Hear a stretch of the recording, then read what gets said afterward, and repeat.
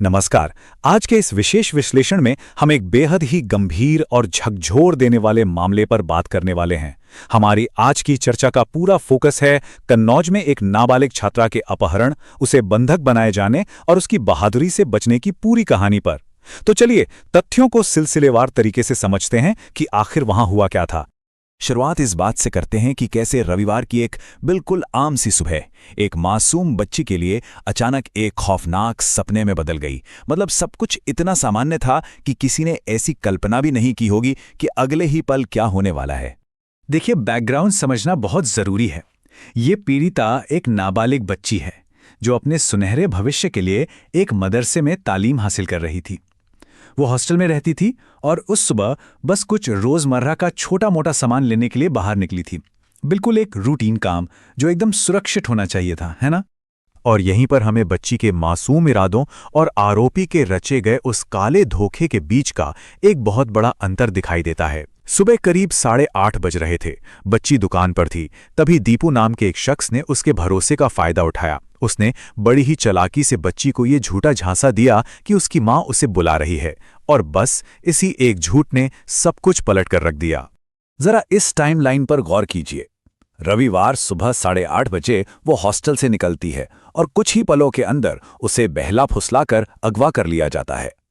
अगले कुछ घंटों में ही आरोपी उसे एक घर में ले जाकर खिड़की दरवाजे बंद करके उसकी मर्जी के खिलाफ उसे बंधक बना लेता है। सब कुछ कितनी तेजी से हुआ। अब इस पूरी बात की पुष्टि सीधे पीड़िता के पिता के बयान से होती है। उन्होंने साफ तौर पर बताया कि कैसे उस शख्स ने, जिसे बच्ची शायद थोड़ा बहुत पहचानती थी, उसे धोखे से कैद कर लिया। अपने ही जानने वालों का ऐसा रूप सच में डरा देता है। ये सिर्फ एक नंबर नहीं है, ये उन 2 खौफनाक दिनों की गिनती है जब उस छोटी सी बच्ची को बंधक बनाकर रखा गया।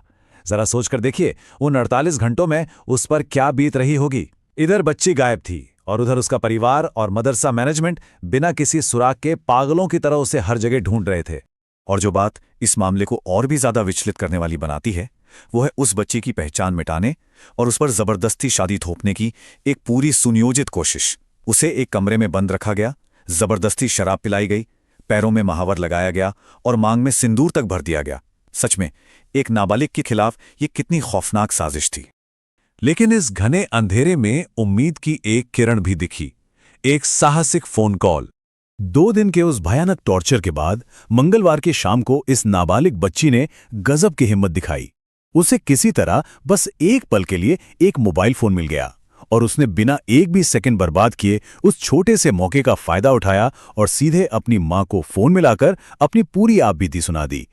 उस खौफनाक स्थिति में भी उस बच्ची का दिमाग कितना तेज चल रहा था। उसने फोन पर जो अहम जानकारियां दी वही उसके रेस्क्यू की सबसे बड़ी चाबी बनी। उसने बताया कि वो शायद ढरे मोहल्ले में है और उसे वहां से एक खास तरह की खिड़की दिखाई दे रही है। ये विजुअल हिंट्स पुलिस के लिए गेम चेंजर साबित हुए। उस कॉल के आते ही जो हुआ वो एकदम एक्शन फिल्मों जैसा था, लेकिन ये हकीकत थी। परिवार ने तुरंत पुलिस को अलर्ट किया। फिर पुलिस, परिवार और मदरसे के मैनेजर ने मिलकर एक जॉइंट रेड मारी और आखिरकार बच्ची छत पर पानी की टंकी के पीछे छिपी हुई बदहवास हालत में मिल गई। उसके शरीर पर बंधक बनाए जाने के निशान चीख चीख कर सच बयां कर रहे थे। अगर हम पुलिस के आधिकारिक बयान की बात करें तो उन्होंने तुरंत कानूनी कार्रवाई शुरू कर दी है।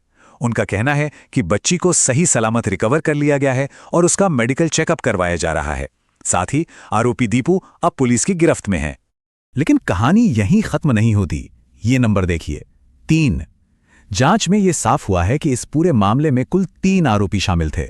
मतलब साफ है कि मुख्य संदिग्ध ने इस वारदात को अकेले अंजाम नहीं दिया था। इस पूरी साजिश में उसके साथ और लोग भी शामिल थे। फिलहाल पुलिस मुख्य आरोपी से कड़ी पूछताछ कर रही है ताकि इस पूरे नेटवर्क और साजिश की एक एक कड़ी को जोड़ा जा सके। परिवार की शिकायत के आधार पर बेहद गंभीर और सख्त कानूनी धाराओं के तहत एफआईआर दर्ज कर ली गई है।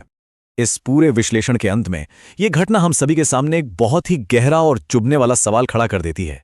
एक तरफ तो हम इस छोटी बच्ची की बहादुरी और प्रेजेंस ऑफ माइंड को सलाम करते हैं, लेकिन दूसरी तरफ आखिर कब तक ऐसे अपराधी हमारे समाज में खुलेआम घूमते रहेंगे? यह मामला सिस्टम और समाज की उन कमियों को उजागर करता है जिन पर तुरंत बात होनी चाहिए।